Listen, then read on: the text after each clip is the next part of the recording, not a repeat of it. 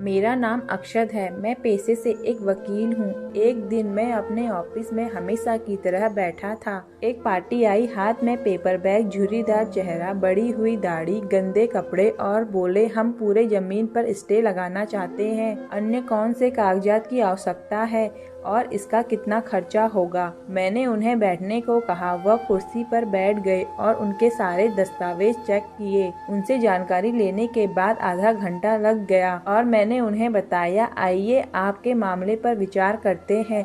आप ऐसा करें और 4 दिन बाद वापस आ जाएं। 4 दिन बाद पार्टी फिर उसी अवतार में आई। भाई के प्रति गुस्सा अभी भी कम नहीं हुआ था। मैंने उन्हें बैठने को कहा और वह बैठ गए। फिर मैंने बात शुरू की। मैंने आपके दस्तावेज देखे। आप दोनों भाई और एक बहन, आपके माता पिता आपके बचपन में ही चले गए थे। आपकी शिक्षा 9वीं पास, छोटा भाई MA BEd। आपने अपने भाई की शिक्षा के लिए स्कूल छोड़ दिया। खेती में लंगोटी पर मेहनत की। नितिन जीजा के कुएं पर पत्थर फोड़े। गणेश बाबू के गन्ने के खेत में मेहनत की, लेकिन भाई की शिक्षा के लिए पैसों की कमी नहीं आने दी। एक बार बहन खेत में गाय भैंस को चरा रही थी। आपका भाई स्कूल से आ गया था।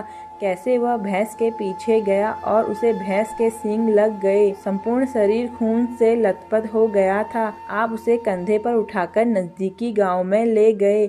वास्तव में उस समय आपकी उम्र भी कुछ ज्यादा नहीं थी। आपके भाई ने BA में एडमिशन लिया। आपने फिर से जोरदार श्रम करना शुरू कर दिया, लेकिन अचानक उसे किडनी की समस्या होने लगी। बहुत सारे अस्पतालों में इलाज किया, बाहर का भी किया, लेकिन कुछ असर नहीं हुआ। अंत में डॉक्टर ने किडनी निकालने को कहा। अफसर बनने के बाद बहुत घूमना पड़ता है, काम करना पड़ता है। तुम्हें हमसे ज्यादा तकलीफ होगी। हम खेती में रहने वाले लोग, हमें एक किडनी होगी तो भी चलेगा। ऐसा कहकर आपने अपने भाई को एक किडनी डोनेट कर दी। आपकी पत्नी के नहीं कहने के बावजूद आपने किसी की नहीं मानी। भाई MA की पढ़ाई के लिए हॉस्टल पर रहने गया। घर में अगर कभी नॉनवेज बनता तो आप डिब्बे में पैक करके अपने छोटे भाई के लिए ले जाते थे। कोई त्योहार आया तो पूरियों का डिब्बा घर से लेकर आप हॉस्टल का अंतर 25 किलोमीटर पर उसे देने के लिए साइकिल से जाते थे। उसके बाद जब छोटे भाई को नौकरी लगी तो आपने गांव में मिठाई बंटवाई। 3 साल पहले उसकी शादी हुई थी। भाई को नौकरी मिल गई, भाई की शादी हो गई। अब तुम पत्नी बच्चों के साथ सुखी रहोगे, लेकिन हुआ उल्टा ही। शादी के बाद से ही भाई घर नहीं आता।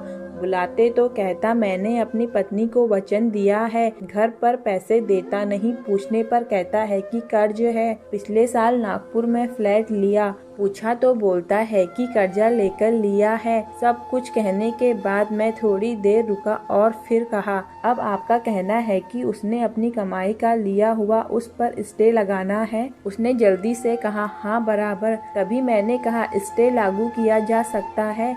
भाई द्वारा खरीदी गई आय का हिस्सा भी आपको मिलेगा, पर आपके द्वारा दान की गई किडनी वापस नहीं की जाएगी। आपने उसके लिए जो जीवन बिताया वह आपको कभी वापस नहीं मिलेगा। और मुझे लगता है कि इन बातों के आगे उसने जो फ्लैट खरीदा है उसका मूल्य शून्य है। वकील की यह सब बातें सुनकर उसका मन बदल गया। तभी वकील ने उसे कहा, आप उसके तरह मत बनो। वह भिखारी निकला और आप दिलदार थे और दिलदार ही रहिए। देखना आपको किसी भी चीज की कोई कमी नहीं होगी। उल्टा मैं कहूँगा कि पितृ आय में जो आपका हिस्सा मिला उतना ही रखो, उसका हिस्सा वैसे ही पड़े रहने दो। कोर्ट कचहरी करने के बजाय अपने बच्चों को शिक्षित करो। यह सब बातें सुनकर उस वृद्ध पार्टी ने 10 मिनट तक सोचा। सारे कागज बैग में रख लिए। अपनी आंखें पोंछते हुए वह बोला, चलता हूँ साहब, इस बात को 5 साल हो गए। एक दिन वह पार्टी अचानक ऑफिस आ गई। साथ में एक गोरा चिट्टा लड़का, हाथ में बैग था। मैंने कहा उन्हें बैठने को। तभी वह बोला, मैं बैठने के लिए नहीं आया हूँ साहब, मिठाई देने आया हूँ। यह मेरा बेटा न्यूजीलैंड में रहता है, कल ही आया। अब गांव में 3 मंजिला घर है, 8-9 एकड़ खेती ली है। आप बोले थे ना कोर्ट कचहरी के लफड़े में मत पड़ो, इसीलिए तभी से मैंने बेटे की पढ़ाई का रास्ता पकड़ा और मेरा सब अच्छा होता चला गया। उस पार्टी की बातें सुनकर मेरा दिल भर आया। गुस्से को योग्य दिशा दी तो वापस गुस्से का वक्त कभी आएगा ही नहीं और जीवन में पश्चाताप भी नहीं करना पड़ेगा। दोस्तों, अगर आपको मेरी कहानी पसंद आए तो प्लीज लाइक एंड सब्सक्राइब करें।